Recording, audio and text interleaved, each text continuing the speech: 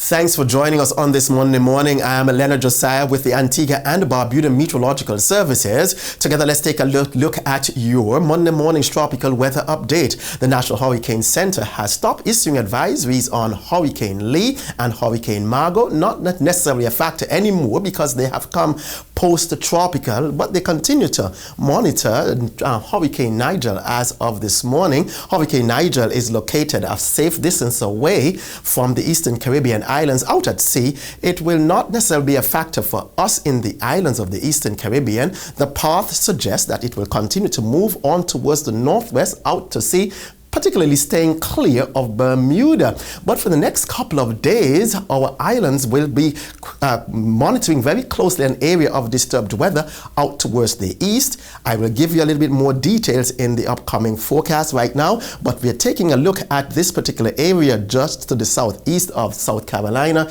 The National Hurricane Center is suggesting that that particular area will see some development, but that is not going to affect us. But we're taking a closer look at this area just in what we call the main development region. This main development region is posted to have a 70% chance of formation in the next couple of days. But let's take you a little closer. Here is your broad scale Atlantic satellite view. We are taking a look at Hurricane Nigel. Continues to churn in the waters out in the open Atlantic, will continue to move towards the northwest. It will not necessarily be a factor for us in terms of hurricane impacts. No. In terms of its winds, etc., all of that will remain well offshore. We are not forecasting hurricane impacts in the islands of the Eastern Caribbean. However, its close proximity is likely to generate some swells that will propagate into our region closely here at the island chain Antigua and Barbuda all the way down south to Trinidad and Tobago. Some of those swells will propagate into our region,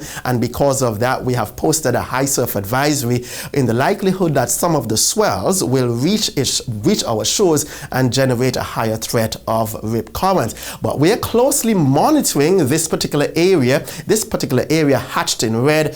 We do not have an area formed just yet. So you're not seeing clouds and thunderstorm, even a tropical cyclone in that general location. However, come Wednesday or so, a tropical wave is forecast to move on towards the west, encounter some wonderful shear conditions, and with the warm waters, we are looking at this particular area. We're going to be monitoring it very closely as it moves on towards the west. Now, here is the text from the National Hurricane Center. A tropical wave is expected to move off toward the coast of Africa by Wednesday.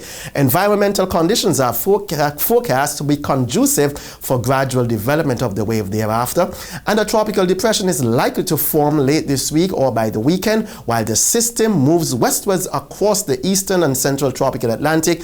In the next 48 hours, we're not looking for development. However, in the next 7 days, there's a high chance that we will see some development in this general location as it moves on towards the west, bringing it likely close to the Eastern Caribbean sometime during the course of next week. We will be monitoring that, and you can be monitoring this channel to get the future updates. Now, let's take a look closer home. Our satellite photograph continues to show that no significant areas of cloud. Looking at Hispaniola, Puerto Rico, Antigua, and Barbuda, Barbados, and Trinidad and Tobago. These patchy cloudiness are just what we call our low clouds. They're not going to be spawning any significant cloudiness or significant rainfall activity. But if you're on the outside, it's going to be warm. Patchy cloudiness means that a light passing shower can move on by. Taking a look at your next couple of days in terms of your forecast. Tomorrow, Tuesday, we're looking at a partly cloudy skies with a 20% or just a slight chance of a shower.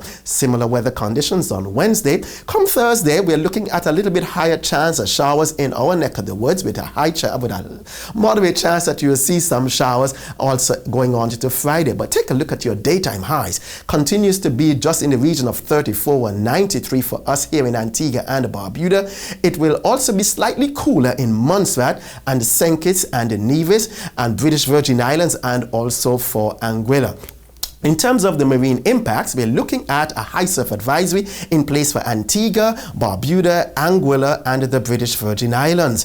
And why? Because we anticipate seeing some swells in the region of 5 to 6 feet propagating to our shores from Hurricane Nigel as it moves towards the northeast. There is a threat of rip current, so we're asking residents of our Twin Island state, including Anguilla and the British Virgin Islands, particularly along the northern coastal areas, to avoid those waters. If you're in Montserrat and the St. Kitts and Nevis, safer seas. Your seas are ranging between 5 and 6 feet, meaning that you can go on out and have a great day. We're not looking for any significant rip current threat.